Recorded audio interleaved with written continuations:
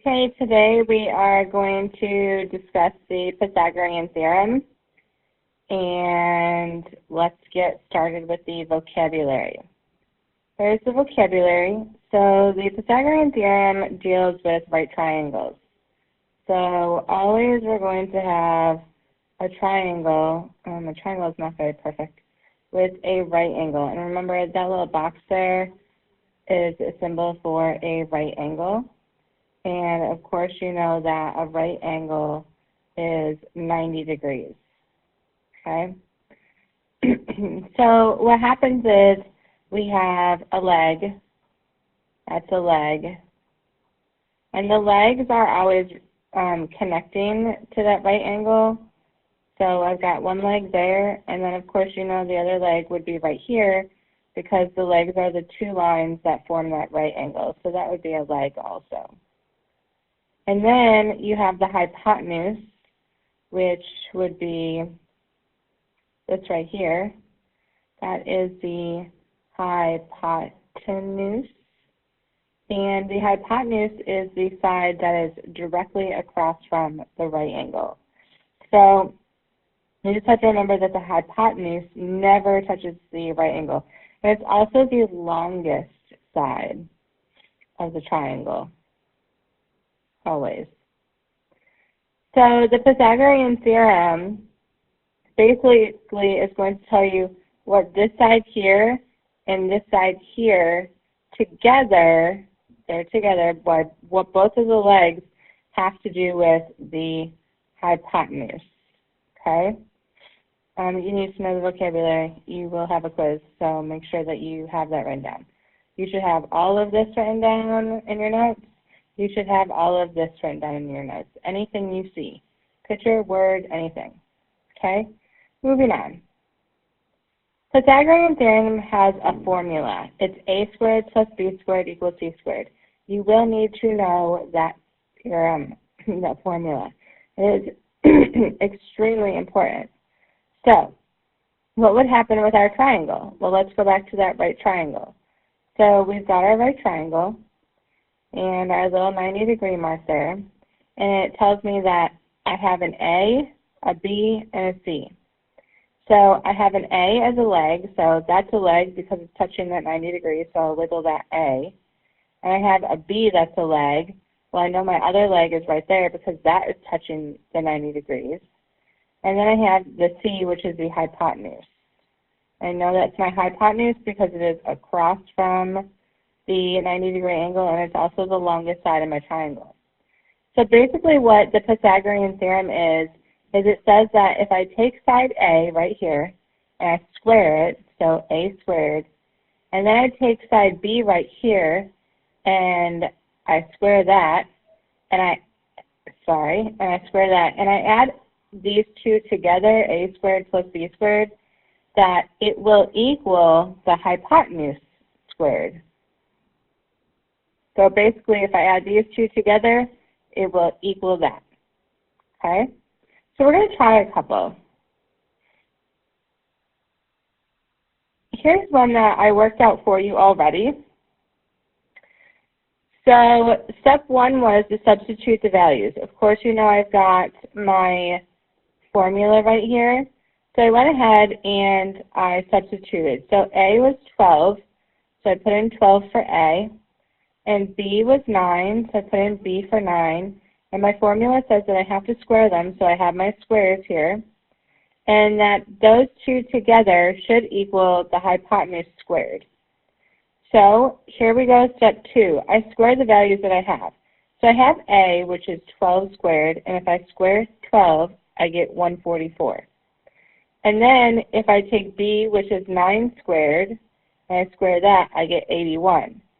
And then the formula tells me to add A and B together after they're squared. So 144 plus 81 should give me C squared. So let's go ahead and add that. 144 plus 81 is 225. So 225 is what C squared equals. But they don't want to know what C squared is. See this here? This says C. It wants to know what C is, not C squared. So I need to figure out. Now, if you remember, I taught you that this and this, they're inverses. So if I had an equation with this in it, I would do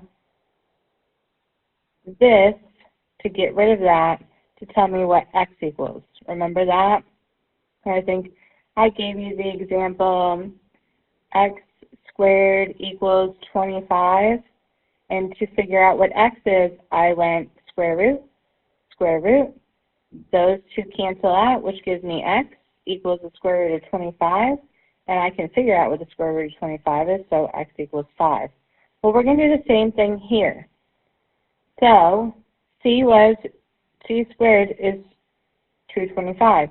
So I take c squared and 225, and I square root them both, and that cancels out, and c is going to equal the square root of 225, and I just work that out and figure out that c equals 15, because 15 times 15 equals 225.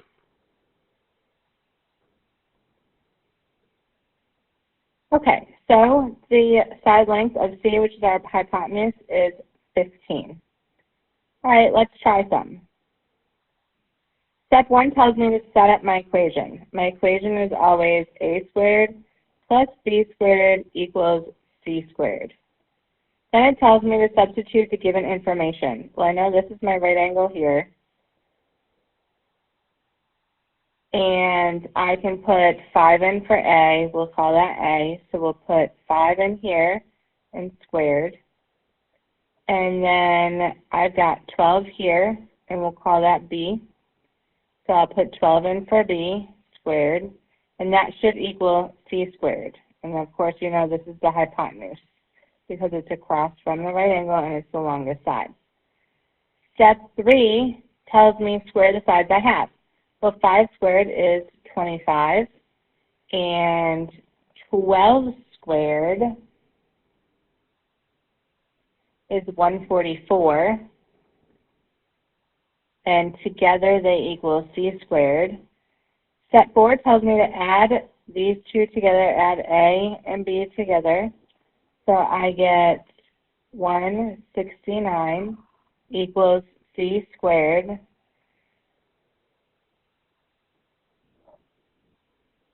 Okay, so after I added the 5 squared plus the 12 squared, which was 25 plus 144, I got 169, which is c squared. Now, of course, you remember when we talked about this kind of equation where we have that squared there and we want to know actually what c is all by itself, we go ahead and do the inverse, which is to square root, and those two cancel out, leaving me with c, and the square root of 169 is 13.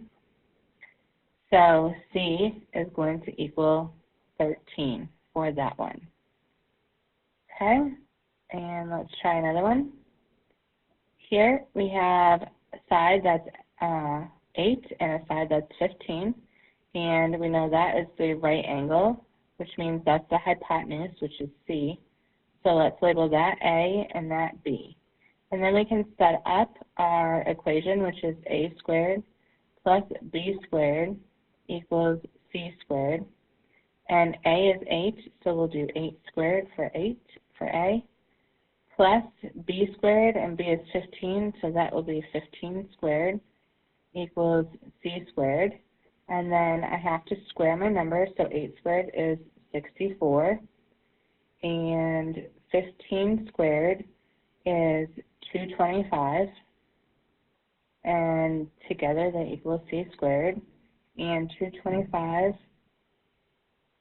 plus 64 equals 289, which is c squared. And then I need to figure out what c is alone, so I take my c squared equals 289, and I do the inverse, which is just square root, and those cancel out, and so I have c equals the square root of 289, which is 17. And if I didn't know that or have a calculator, well, I know that 15 is 225, and then I could just keep going up. I could do 16 times 16, which happens to be 256, and that isn't high enough, so then I could have done 17 times 17, and I could have just kept working up until I got there. So C is 17 for this one. Okay, we have one more here, and obviously you can tell by the heading here, well, what happens if it's not a perfect square? Well, we're going to find out. So we know that that's a right angle, and so that means that that's A and that's B, and directly across from that right angle is C, which is the hypotenuse. So let's start by setting up our equation, A squared plus B squared equals C squared, and then we substitute A is 5, so we have 5 squared. And then we substitute B is 7, so we have 7 squared equals C squared. Well, 5 squared is 25, plus 7 squared, which is 49, equals C squared. And 25 plus 49 equals 74. Now, I know just by looking at this, and I know you know because we've been talking about this, that 74 not a perfect square. So we need to figure out what this is to the nearest tenth. Tenth, people, tenth. That's the place right after the decimal, okay? So you know when it's not a perfect square that it's going to have a decimal in the answer. So we need to figure that out, and that is something that we did last week. So you can do this. Remember, we do what's the square root of 74? We start with our number line, and we put the square root of 74 in the middle, and we need to find what is before and after. So the closest perfect square, let's fix that so we can read it. The closest perfect square that comes before the square root of 74 is going to be 64, and the closest square root that comes after is going to be 81. So we have 64, the square root of 64 is 8, and the square root of 81 is 9. So we know that our answer is going to be 8 point something. And then we take the difference between the first square root and the second square root, which is 10, and the difference between the first square root and the third square root, which is 64 minus 81, which is 17. And then I take these numbers and I divide them. So 10 divided by 17, well, 17 goes into 10 0 times, so I have my decimal. 17 goes into 10, let's try 5 times. That's 35, carry the 3. That's 85, which leaves me with 15, so that worked. And I need to go to the 10th place, which is this one today. So I'm going to add another 0. And 17 goes into 150. Let's try 8 times. 8 times 7 is 56. Carry the 5. And 8 times 1 is 8. Plus 5 is 13. I think I might be able to get one more out of there.